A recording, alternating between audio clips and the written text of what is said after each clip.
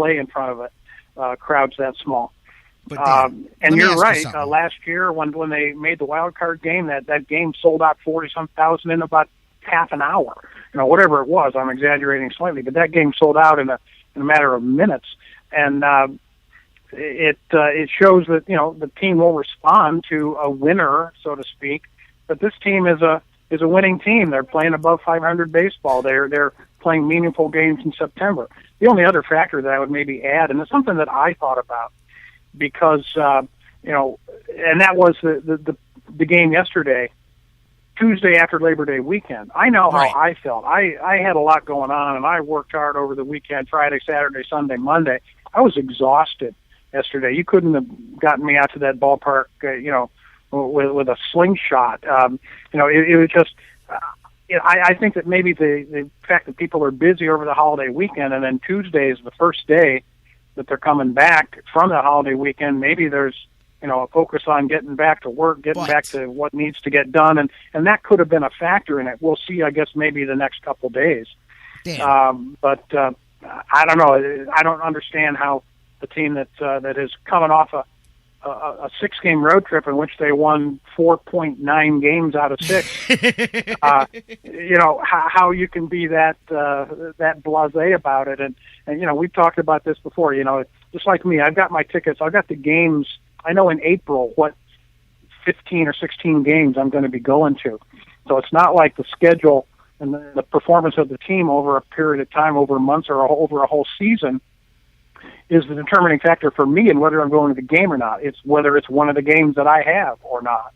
And so I think a lot of people that buy their tickets in advance of the season, which is to say most of them, how the team is playing is not a factor in whether they're going to the game or not. It's whether they happen to have a ticket for that game. Well, here's a couple of things, though. Like, taking that argument there, look at yesterday. It was also the day after Labor Day in Minnesota. And a game between the Twins and the White Sox. And the White Sox, the Bears have a season opener this weekend. The Vikings have a season opener this weekend. So they all have the football question.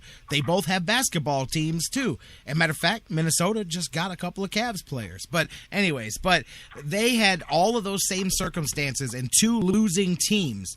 They drew 24,000 to their game yesterday. The Indians drew less than 10,000. And when you look at Kansas City's complaining about their attendance, and they're in the lead right now. They drew 105,000 for the series over the weekend there with the Indians. The Indians won't do that in 4 games in this series with the Tigers here during the week. And one of those was a big crowd on a holiday, So, I mean, it's just it's a conundrum to me, because if every game was a playoff game, the Indians would sell them all out. But I don't know. And I've always said, I truly do believe just the name Dolan. I don't care if it's fair or not. And I can stick up for them sometimes for things that they get the rep for that's not their fault, even though there are things that they should get the blame for, and I won't stick up for that. But I truly believe that tomorrow, if the Indians just lied, if they just went and got a front man and said, Dan Wismar, here, do us a favor. We're going to pretend we sold the Indians to Dan Wismar. We're going to hold a press conference. If you came out tomorrow and said, I'm the new owner of the Indians and the Dolans are gone, ticket sales would go up 20% for next season over the winter just because somebody new owns the team. I truly believe that. I think that it's almost like a tainted brand or a tainted name that you can recover, but there's a part of it that brand or that whatever it is gets held against you, and whether it's true or fair or not, it's lived on long enough that it truly does repress the market for tickets. That may very well be, and that's an interesting theory. I'm not sure, obviously, and we thought in the 90s that the whole sleeping giant theory had been vindicated and had been proven true. Because everything came together all at one time, and it was part coincidence and part luck and whatever else. But and they had a great run. But you can't. There is a price to be paid for 30 years of bad baseball, and that is the alienation, or at least the indifference, of an entire generation or two of citizens of the area who grew up with a baseball team that sucked, and the fact that there was an interim period of 5-6 years there in the mid to late 90s when they were very competitive and very entertaining and drew large crowds, you're still dealing with that mindset on behalf of a large part of the public. And maybe you're right that all publicity is good publicity, as the old cliche goes, and that if the team was sold to somebody else, that the negativity that some people associate with Dolan's might dissipate, and that would be a reason to motivate someone to go out and sell tickets.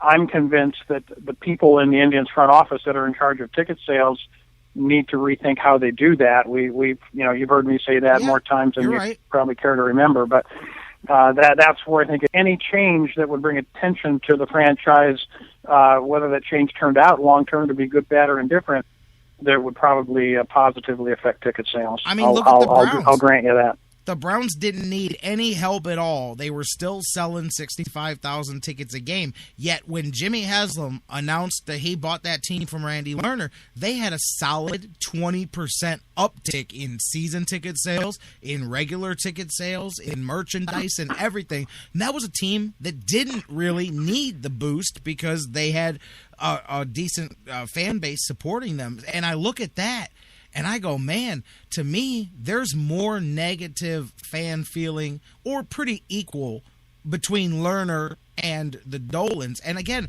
I use the Dolans as a brand name, almost like Coca-Cola, because that's the way fans refer to it to me. A lot of times they don't even know who is in what position. They just say the Dolans, and that's fine. So if that's the brand name that bothers you, just part of me wonders. And I've joked with people and said, hey man, you should just tell everybody you sold the team and see what happens. But I'm telling you, I believe if Dan Gilbert showed up tomorrow and said, I just bought the Cavs, I don't think they could sell out a whole season, but I bet you they would sell a truckload more tickets the first season just because of that. Plus, people think Dan Gilbert walks on water, and now he fixed his big mistake. So now everybody really thinks that he's the best owner, even though, with the exception of riding the train, hitching it to one of the top players and the biggest stars in the game, that is truly his one run of success. Other than that, he didn't do a whole lot when he didn't have that horse pulling the train, but people look past that because they go, hell, we had some fun for 8 years with this guy. My point is that it just that alone, I truly believe, would make a more of a sizable difference than any player you could bring in short of perhaps one of the top players of the game. Yeah, I think you're right that Dan Gilbert does enjoy sort of a blessed status in this town. I think I've said to you before, I think the best thing he did in the last year was just keep his mouth shut and stay out of the public eye for a while the whole LeBron thing was coming together, because he was largely blamed for the bad blood that existed after LeBron left. So yeah, he did do one smart thing, and that was shut up and get out of the way.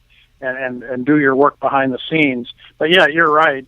He does probably enjoy a status among local owners. Let me ask, Dan. Kind of elevated beyond anything he's ever done to deserve it.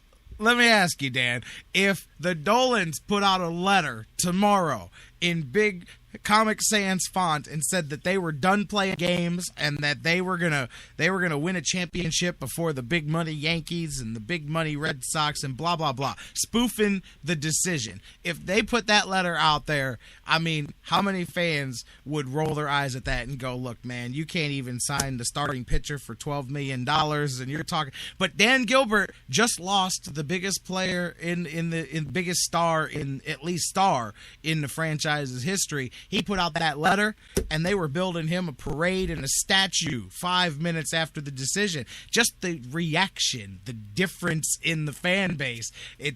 I'm telling you, I think that there's something to the theory that would make a difference, and that's not going to happen. But if you're going, hey, how could you I believe that is as much because it's been so long now, and it's like a poisoned or a tainted brand. That's why I mean not actually selling the team, but if you just went through a PR move and made it appear that the Dolans no longer ran the team, you would still get an artificial uptick in the ticket sales, because it's like that's why companies change their brand name, because they go, we got a good product and we had a decent fan base, but man, so and so got caught doing something and he was our endorser, or we got to change the brand because it's poisoned, but we think we can still rescue this. I believe there's a taint in Cleveland to the term the Dolans that no matter what good they do, they'll never erase.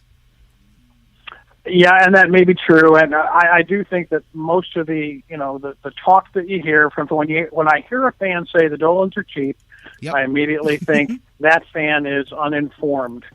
That fan is not that. A fan. That fan doesn't know what the hell he's talking about. And so, I think that's a lazy kind of a response. I think it's an uninformed kind of response to a situation which is way more complicated than Dolan's tight-fistedness. I agree. I think that, on the other side of the coin, the idea that a small market team can't compete in Major League Baseball is put to rest by the Oakland A's and the Kansas City Royals and other teams that are doing it, with small markets and lower budgets. So, there's, I don't think you can. I think you can certainly look at the Indians organization and say, up until the last 3 or 4 years, they've done not a very good job in drafting and developing young talent in their own system.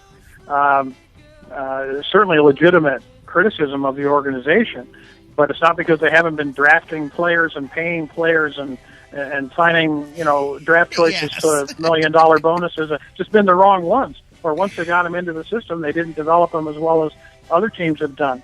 That's borne out on the field every day. But the Dolans are cheap is a lazy and insufficient and oversimplified argument. In fact, it's really not even an argument. It's more like a slogan that really doesn't mean anything.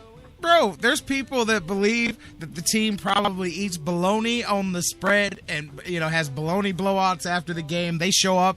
That's not your plane. That's your plane over there. They get the broken down, single wing jet. They don't. Yeah, and then that's what I mean. That's what I mean, Jerry. There are lots of people who say that, and those people aren't deserving of being listened to. They are uninformed. They are that's a lazy and simplistic response. It's a slogan, not an argument. Right, because there's a difference between saying the Dolans are cheap and saying the Dolans aren't willing to lose money to win to then hopefully recoup that money later. Because that's really a game that most of even the teams that do spend money, except for teams like New York and LA, they get the big TV contract that just it completely imbalances things, when you got that level of money coming in for TV. But most of those teams, it's like having a loss leader. If you're in a business, you overspend for what it brings in on the back end, and that's what a lot of those teams do. They don't reap the financial benefits just at the ticket booth to make up for a $250 payroll. It's being willing to lose money for. Part of it's for status, and part of it is to achieve that level and then hopefully be able to make a windfall. But there is, that is a lot of it. So when people say the Dolans are cheap, the actual statement is the Dolans aren't willing to lose money chasing something they may or may not achieve. Right. I mean, there's been times when all of us have hoped for sports team owners with more money than sense. In other words, where they were just willing to throw good money after bad and go buy players, and if you sign a Carl Crawford to $100 million contract and he doesn't turn out well, so what? We're obviously not in a position in Cleveland where we can do that. But it is heartening this year, especially, to see teams like the Red Sox and Yankees, which I think are certainly the top five payrolls in Major League Baseball, going down the tube and not even going to compete in the postseason. And teams like the Royals and the A's, making the playoffs on small budgets and in small markets. That it can be done with smart drafting, player development, and acquisitions, and wise free agency and those kinds of things. And a little bit of luck, that the imbalance in revenue in Major League Baseball isn't necessarily something that's going to dictate what the results are. I agree. I like the drafting the last few years. I love Terry Francona and the moves that he's made. I do believe that the front office has questions to answer because when the Dolans did spend money, the front office didn't spend it well, and they definitely made some mistakes here when they made those signings, as we know, So, I don't know. His good buddy, Francona's good buddies, maybe handcuffing him as much as they're helping him out there, even though